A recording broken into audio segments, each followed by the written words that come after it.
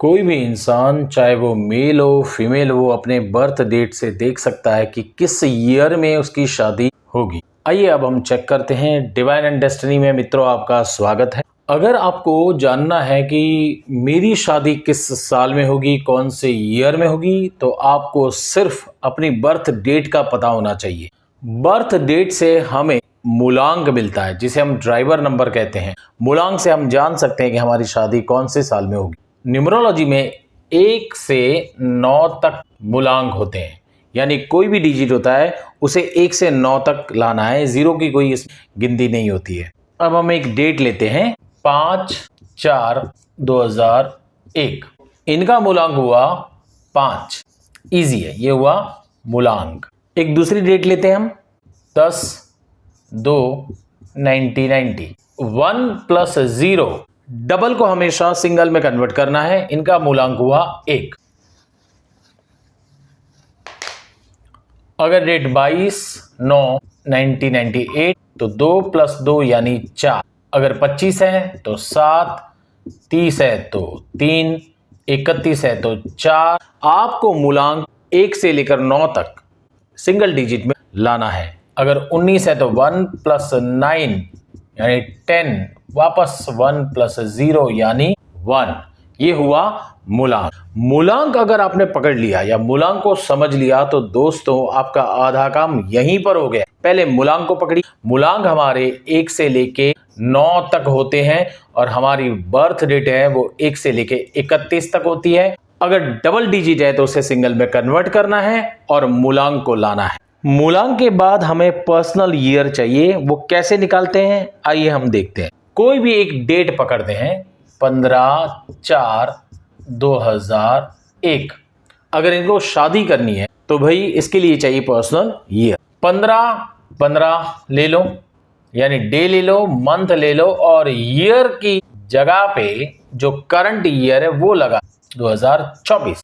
अब इन सब का टोटल होगा वो आएगा पर्सनल ईयर, यानी 15 यानी 6, 4 और ये 2 2 4 यानी 8, 6। अब वापस इनका भी टोटल करना है। 6 4 10 18, 18 यानी वापस इनका टोटल करना है। 1 + 8 यानी 9, 9 हुआ इस डेट का पर्सनल ईयर। 2/7/1999।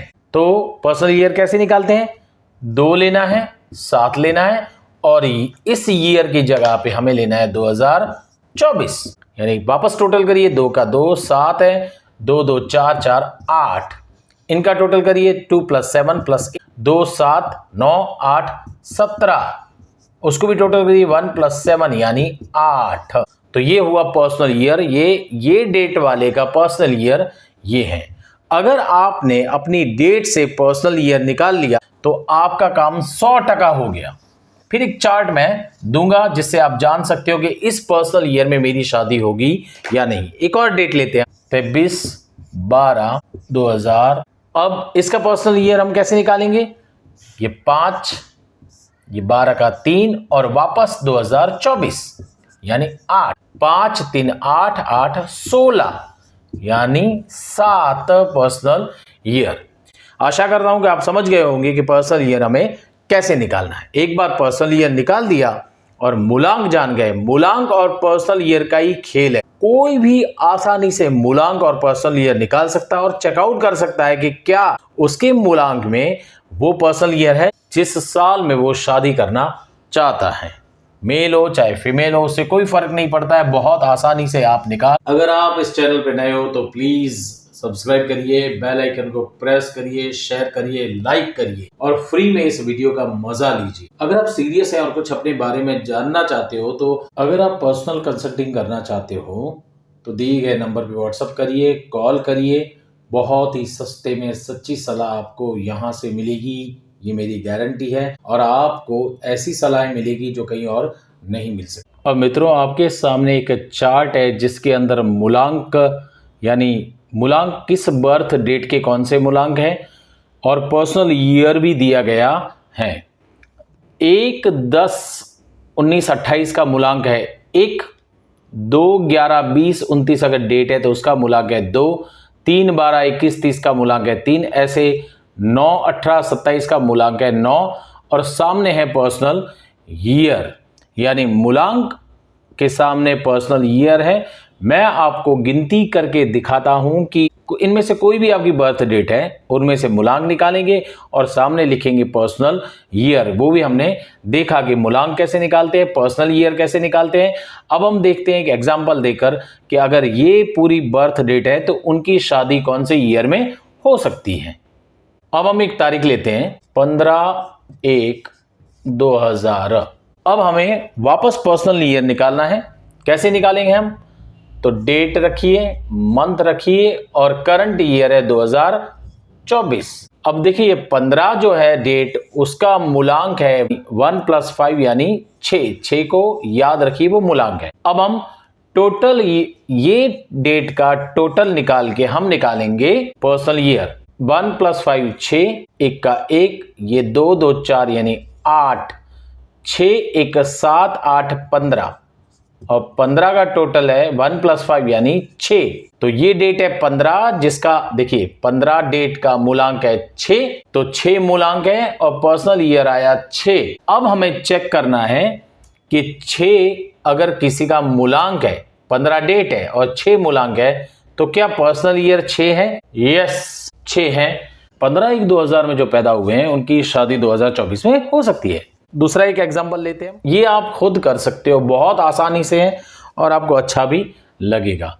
अब एक और डेट लेते हैं 22/12/1976। ये हमारे सब्सक्राइबर भी हैं और मित्र भी हैं। इनकी शादी दोस्तों 2007 में हुई थी, ये याद रखिएगा। अब हम पहले निकालेंगे मूलांक। मूलांक आपको पता है 2 + 2 यानी 4, 22 में 4 आता है। अब हम निकालेंगे इनका पर्सनल ईयर। अब मजा आएगा आपको। 22 लिखना है, डेट लिखिए, 12 मंथ लिखिए उनका, लेकिन अब यहां उनकी शादी हो चुकी है, इसलिए हमें 2024 नहीं लिखना है, हमें जो उनकी शादी हुई है वो साल लिखना है। वो साल था 2007। अब इन सब का हमें टोटल करना है। 22 का 4, 12 का 3, 2007 का 9, यानी फिर वापस इनका टोटल करना है हमें।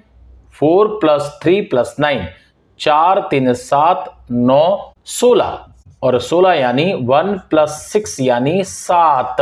अगर इनका मूलांक 4 है तो क्या 2007 में पर्सनल ईयर 7 आया, तो क्या 4 के सामने 7 है? तो 4 के सामने यस 7 है, तो 2007 में इनकी शादी पक्की हो गई थी।